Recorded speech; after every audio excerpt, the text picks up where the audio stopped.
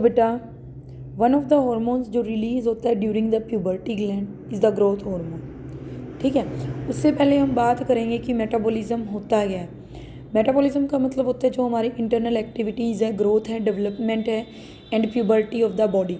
हमारी बॉडी जो अटेन कर रही है age of the reproduction.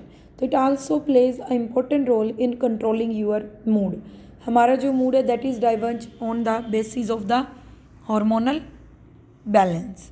So major glands जो मेकअप करती हैं ह्यूमन एंडोक्राइन सिस्टम को, hypothalamus, pituitary, thyroid, parathyroid, adrenal, pineal, reproductive gland, ovaries and testes. So look at the structure. The pineal gland is present in the brain. Brain में हमारी कौन कौन सी होती है? Hypothalamus, pineal gland and pituitary. Pituitary is the master gland. Pituitary हमारी master gland होती है। Then in the throat जो हमारा गला है, नेक में, parathyroid gland, then below that thyroid gland, then in heart our, above the heart in the chest cavity, thymus gland, then on our kidney, above the kidney, adrenal gland, then pancreas, kidney, then in female ovary and in male in testes. So these are our endocrine system. One of the hormone released by the pituitary gland is growth hormone.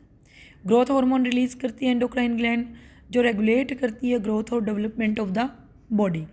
तो जो thyroid gland है वो release करेगी thyroxine hormone जो regulate करेगी metabolic rate of various body function. ठीक है, अलग अलग कामों को। तो इनफ थायरोक्सिन अगर रिलीज़ नहीं होता थायराइड ग्लैंड से तो जो थायराइड ग्लैंड है वो स्वेलअप हो जाती है और कॉज करती है गले में सूजन। तो this disease condition is called goitre. इस बीमारी को क्या बोलते हैं? Goitre. It usually occurs due to the deficiency of iodine in the diet. इसे क्या बोलते हैं? डेफिशिएंसी ऑफ आयोडीन, कमी आयोडीन की होना इन द डाइट। नेक्स्ट है insulin, a hormone release by the pancreas lowers the blood glucose level. ये क्यों? नेक्स्ट जो है दैट इज़ इंसुलिन, इसे रिलीज़ करती है पेनक्रियाज ग्लैंड। तो ये कब? जब हमारा ब्लड ग्लूकोज लेवल कम हो जाता है। तो it is not secreted in sufficient quantities. अगर ये क्वांटिटी में नहीं होता सफिशिएंट में तो जो पर्सन है उसको क्या हो जाता है? Disease diabetes. क्योंकि जो इंसुलिन हार्मोन होता है वो शुगर को डाइजेस्ट करने में हेल्प करता है, मेटाबॉलिज्म इसका इंक्रीज़ करता है। Next adrenal gland which is present above the kidney. तो they release adrenaline hormone related to its name which control the responses of the body to stressful situations. मान लो हमें किसी बात पर गुस्सा आ रहा है तो हमारी हार्ट बीट इंक्रीज़ हो जाएगी। ठीक है, हमारी पल्सेस बढ़ जाएगी, सांसें तेज हो जाएंगी। तो ये सारे किस लिए हैं? To maintain that stress level. They also release hormone which regulate the mineral level in the blood.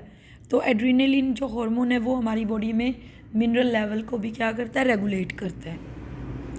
The next is important topic that we have discussed in the previous chapter, role of hormones in the completing life cycle of the frog and the insects. Hormones का क्या role है frog की life cycle को complete करने में? You have already studied जो life cycle होता है फ्रॉग का, that is through tadpole larval stage to the hatches from the eggs बनते हैं और फिर वो पास होते हैं through various stages to become an adult बनने में। तो ये जो ट्रांसफॉर्मेशन होती है from tadpole to a frog that is known as Metamorphosis.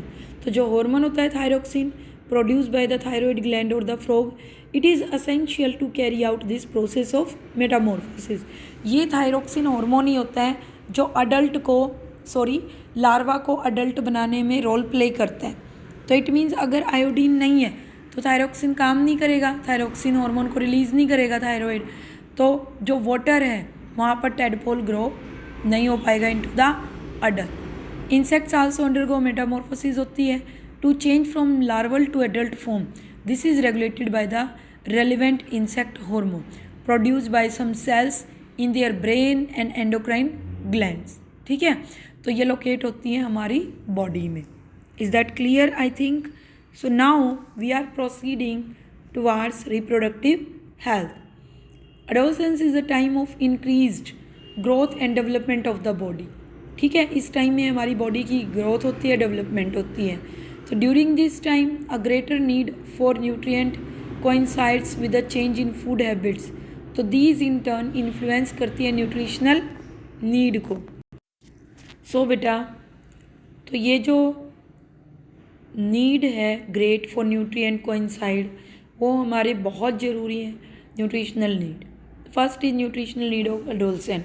Poor nutrition adolescent के अंदर एडवर्स बुरी हेल्थ को लेकर आता है एडल्टहुड में, ओबेसिटी मोटापा एंड एक्सेसिव फैट इनटेक, जो हम बहुत ज़्यादा फैट अंदर लेते हैं हमारी आज की जो लाइफ है उसके अंदर, ओवरवेट हो जाते हैं। This can put the individual at risk. इससे जो लाइफ है वो रिस्की हो जाती है। सो इसके लिए क्या है जो कंज्यूम करना, जो कार्डियोवास्कुलर डिजीज़ होती है हमारे हार्ट से रिलेटेड वो बढ़ जाती हैं, और दूसरी हेल्थ प्रॉब्लम।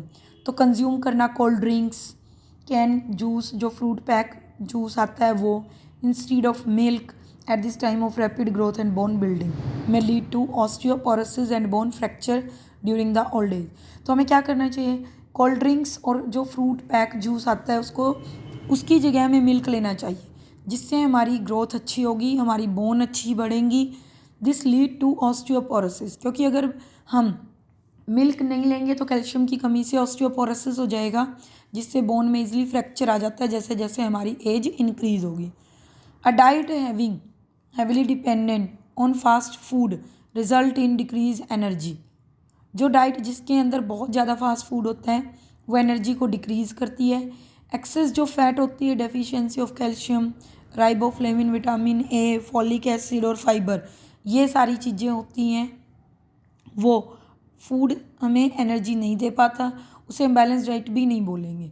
तो बैलेंस्ड और हेल्दी डाइट के लिए अडोलसेंस एज में बहुत ज़्यादा ज़रूरी है for proper growth and overall maturity. Now calcium and iron are both needed for growth, दोनों ही ग्रोथ के लिए चाहिए। Vitamin D which is needed to enable the body to absorb calcium.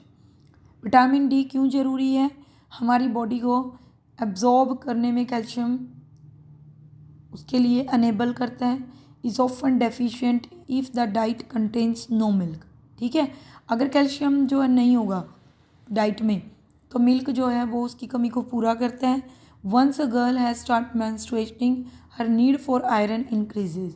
जैसे ही एक गर्ल प्यूबर्टी के दौरान मेंस्ट्रुएशन स्टार्ट करती है तो उसकी बॉडी में आयरन की डेफिशिएंसी नहीं होनी चाहिए, डिमांड बढ़ जाती है।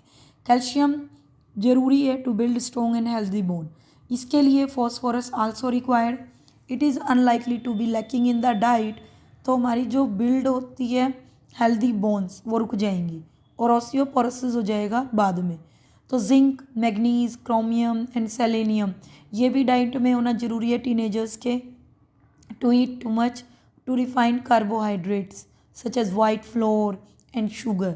ठीक है, तो vitamin C can be deficient if sufficient fresh fruits और वेजिटेबल्स हम नहीं लेते हैं तो हमें विटामिन सी की भी कमी हो जाती है। अगर हम हेल्दी डाइट लेंगे तभी हम बेटर अडोलसेंट पीरियड को कंज्यूम करेंगे और अडल्टहुड की तरफ प्रोसीड करेंगे। We thus realize that it is very important for adolescent to consume a healthy and balanced diet. Next है बेटा पर्सनल हाइजीन, ये भी ज़रूरी है। It attains more the just being clean, सिर्फ साफ सुथरा ही नहीं, पर्सनल हाइजीनिक भी ज़रूरी है। It include many practices that help people to stay healthy. Many of the health problem that adolescents faces are linked to their activities and habits. अपनी आदतों के दौरान उन्हें पड़ जाती है बहुत सारी बुरी आदतें। Adolescent need to know how to take care of their evolving and changing body. Adolescents को पता होना चाहिए कि जो हमारी बॉडी में चेंजेस आ रहे हैं हमें उन्हें कैसे मेंटेन रखना है, साफ़ रखना है। रोज़ नहाना चाहिए, proper soap, maintaining dental and oral, बाहर और अंदर से अच्छे से सफाई, आँखों की, कानों की एंड प्रॉपर ग्रूमिंग, अपने बाल कटवाने चाहिए, नेल्स वेल्स कट करने चाहिए, are some of the habits that adolescent need to follow regular. Both girls and boys need to be aware of the hygiene measures that promote personal hygiene. Girls और boys दोनों को ही अपने personal hygiene का ध्यान रखना चाहिए infection से बचने के लिए। गर्ल्स को स्पेशल केयर रखनी चाहिए क्लीनिंग की during menstruation, because this is the period of highly unhygienic condition. तो पर्सनल हाइजीन का टेक केयर रखना चाहिए। फिज़िकल एक्सरसाइज ज़रूर करनी चाहिए।